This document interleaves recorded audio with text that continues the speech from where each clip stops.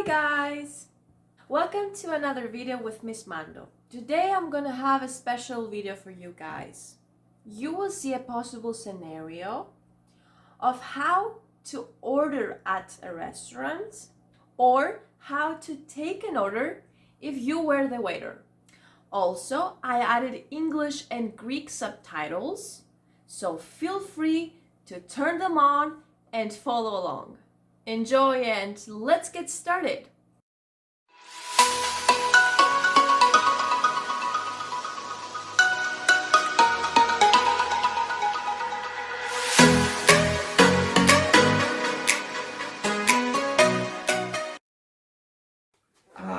Guten Abend, willkommen bei Marios. Hallo, Wie viele Leute sind Sie?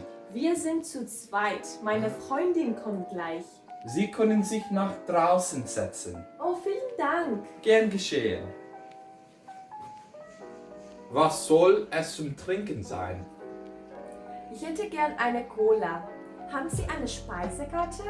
Ja klar, ich bringe Sie sofort raus. Danke. Bitte. Sind Sie schon bereit? Leider noch nicht.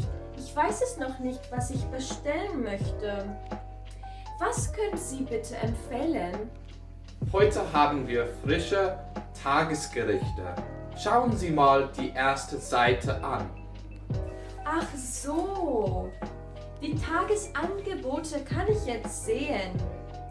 Naja, dann eine Tomatensuppe als Vorspeise bitte. Als Hauptgericht hätte ich gern Bratwurst mit Pommes und Ketchup dazu.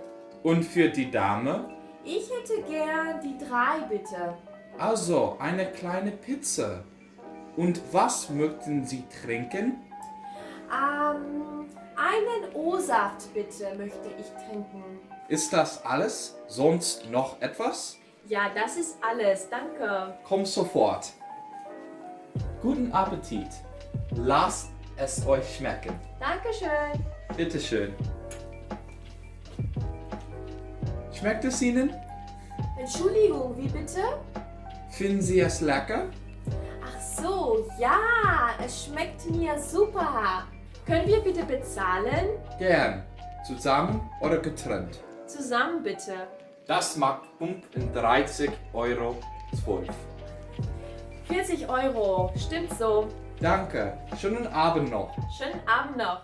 So guys, this is a possible situation at a restaurant in Germany. If you liked this video, please give it a thumbs up. And if you would like for me to make videos like that, leave a comment below with your own suggestions. Please subscribe and hit the bell button so that you never miss a lesson. And I'll see you all next time.